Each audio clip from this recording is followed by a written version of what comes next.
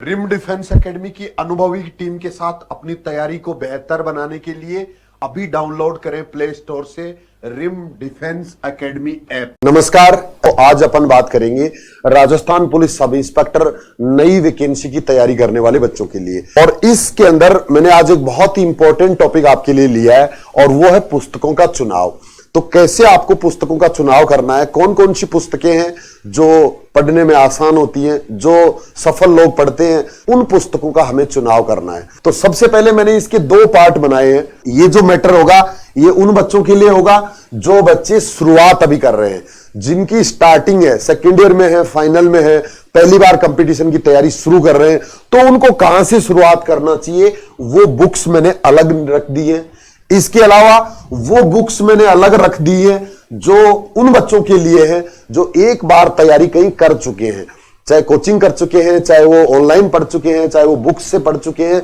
उन बच्चों के लिए ये वाली किताबें होंगी। ऐसा नहीं है कि ये किताबें जो पढ़ लेंगे उनका सिलेक्शन हो जाएगा। इन किताबों को पढ़ने के बाद इन्हीं बच्चों को ये किताबें भी पढ़नी पड़ेंगी। आगे वाली बुक्स बाद में पढ़नी है, पहले ये पढ़नी है फिर ये पढ़नी है। और जिनकी अच्छी तैयारी नहीं हुई है वो भी सीधा ये किताबें पढ़ेंगे तो समझ में नहीं आएंगी, पहले ये बेसिक बुक्स पढ़ेंगे। तो तैयारी को मैंने दो पार्ट में बांटा है। और ऐसा पहली बार आप किसी चैनल पे देख रहे होंगे कि तैयारी को भी दो पार्ट में बांटा गया है कि एक तैयारी जो बेसिक तैयारी है और दूसरी तैयारी जो एडवांस तैयारी है। हम गलती ये करते हैं कि बेसिक अच्छे से करते नहीं है, उसके बाद में एडवांस पे सीधा किसी ने बता दी कोई किताब और वो चाहे एडवांस तैयारी की किताब है उसी को पढ़ने में लग जाते हैं, फिर वो समझ में नहीं आती है, उसमें से कुछ फिर मिलता नहीं है, कुछ आता नहीं है और बाद में फिर हम निराश होते हैं। अगर आपने अभी तैयारी की है तो 6 महीने आप इस पे काम करिए और अगले 6 महीने इस पे करिए। अगर आप पहले बेसिक कर चुके हैं तो सिर्फ 6 मंथ में आप 3 महीने आप इसको पढ़ लीजिए, 3 महीने आप इसको पढ़ लेंगे, आराम से आप 6 महीने में भी अच्छी तैयारी कर लेंगे। तो पहले 3 महीने ये, फिर 3 महीने ये, और जो नए हैं वो पहले 6 महीने ये और 6 महीने बाद, यानी 1 साल का टाइम लगभग लगेगा आपको सब इंस्पेक्टर जैसी एग्जाम में। 2 पेपर होते हैं इसके अंदर। जो पहला पेपर है इसमें 100 प्रश्न होंगे और ये हिंदी का होगा। दूसरे पेपर में भी 100 ही प्रश्न होते हैं और ऑब्जेक्टिव टाइप एग्जाम होती है ये। अब ये चीज आपको यहां से बहुत अच्छे से समझनी है कि जो पहला पेपर है, जो हिंदी का पेपर होगा, उसके अंदर 200 नंबर है और 200 नंबर के अंदर ये सारा सिलेबस है। तो आपको तैयारी करते समय भी हमारे दिमाग में हमेशा ये रहना चाहिए कि मुझे कैसे अपनी प्लानिंग करनी है।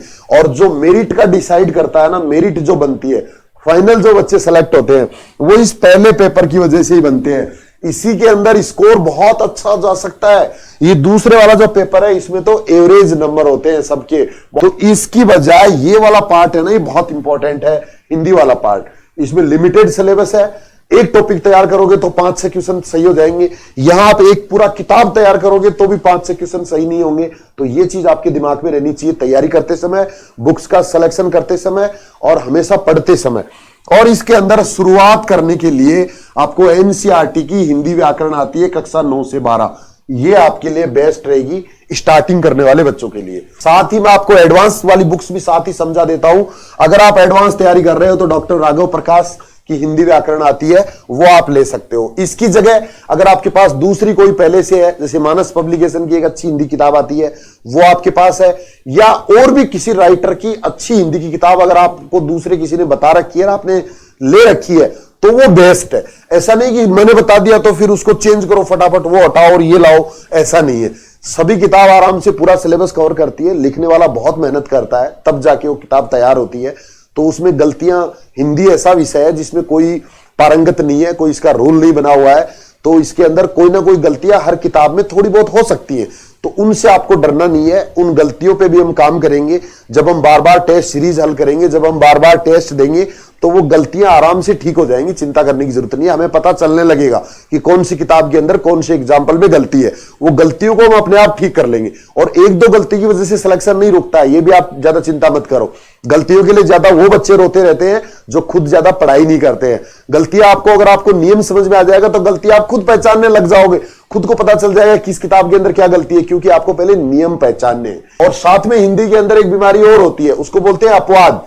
तो वो अपवाद भी आपको पता होना चाहिए जब पढ़ाएंगे आप, तो वो टीचर आपको सब चीज समझाएगा कि इसमें नियम क्या काम करता है और कौन से एग्जाम्पल ऐसे हैं जिनमें अपवाद काम करता है। तो अपवाद वाले भी अलग से छांट के रखने पड़ेंगे और फिर आराम से अच्छी तैयारी हो जाएगी, नो टेंशन। सेकंड पेपर की मैं बात करता हूं तो इसमें राजस्थान का जो सामान्य ज्ञान है, इसके लिए सबसे पहले आपको ये दो चीजों से शुरुआत करनी है जो स्टार्टिंग कर रहे हैं। एक तो राजस्थान अध्ययन कक्षा 6 से 10 तक की किताब आती है, ये एनसीईआरटी में चलती है, और साथ में सिखवाल राजस्थान जीके, इसकी 3 किताबें अलग अलग आती है, मानचित्रावली आती है। वो अगर आप ले लेंगे तो आपका बेसिक अच्छा हो जाएगा। अगर इसके बाद में अगर अपन आगे बात करते हैं तो इसमें राजस्थान का सामान्य ज्ञान पनोरमा की पार्ट आते हैं, 2 पार्ट, फर्स्ट पार्ट और सेकंड पार्ट, वो आप ले लीजिए। और इसके अलावा अगर आपने दूसरी किताबें ले रखी है, चाहे वो लक्ष्य है राजस्थान की, चाहे वो धरोहर है, तो वो भी आप तैयार करेंगे तो आराम से उससे भी अच्छी तैयारी हो जाएगी। बार बार बताने की जरूरत नहीं है कि क्यों आप कोई सी भी किताब ले सकते हैं, बट मैंने ये बेस्ट मेरे अनुभव के अनुसार बताने की कोशिश की है। और हर आदमी अपने अनुभव के अनुसार बताता है, आपको किस पर कितना विश्वास है ये डिपेंड करता है आपके लिए।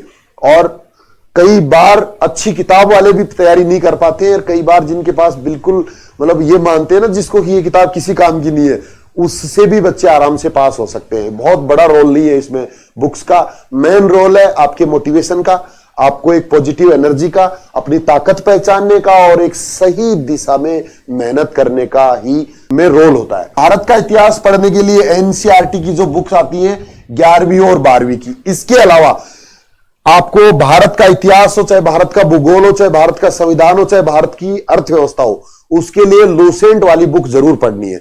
लूसेंट जो इंडिया जीके वाली किताब आती है वो जरूर पढ़नी है। इसके बाद में एनसीईआरटी 11 से 12, ये 2 किताबें आप इतिहास के लिए जरूर पढ़िए। और अगर इससे फिर ज्यादा आपको पढ़ना पड़ेगा एडवांस, तो भारत का सामान्य ज्ञान जो लूसेंट वाली बुक है उससे आपका काम चल जाएगा। तो पहले एनसीईआरटी 11वीं 12वीं पढ़ लीजिए। इसके अलावा कक्षा 6 से 10 तक की जो एसएसटी की किताबें आती है एनसीईआरटी में जो चलती है, कक्षा 6 से 10 में एसएसटी की जो किताब आती है वो भी आप पढ़ सकते हैं। यानी कक्षा 6 से लेके 12 तक की जो एनसीईआरटी की बुक्स है वो पढ़ेंगे तो वो ज्यादा बेस्ट है। कब, किसके लिए? नई शुरुआत करने वाले के लिए। सीधा अगर आप लूसेंट पढ़ेंगे तो थोड़ी सी असुविधा आपको हो सकती है। अब इसके बाद में भारत एवं विश्व का भूगोल, तो इसके लिए भी एनसीईआरटी 11-12 सेम।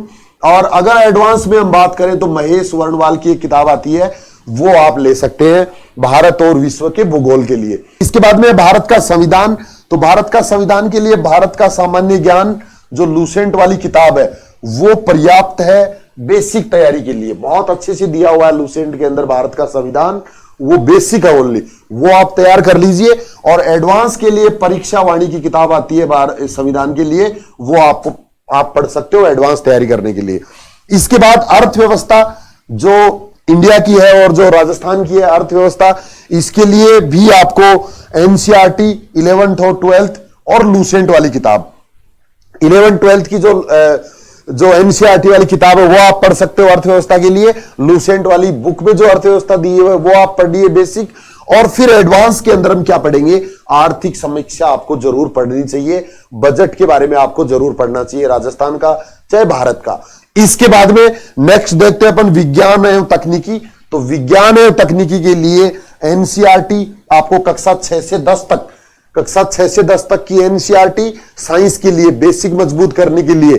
उसके बाद में लूसेंट आती है, लूसेंट की एक किताब आती है, सामान्य विज्ञान अलग से भी आती है और एक जीके वाली किताब के अंदर से भी आती है, तो कोई सा भी पार्ट उसमें से आप पढ़ सकते हो।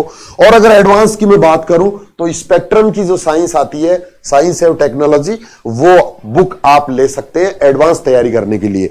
इसके बाद में रीजनिंग और मैथ्स के लिए रामनिवास मथुरिया की दोनों किताबें अच्छी है, मैथ्स के लिए भी और रीजनिंग के लिए भी।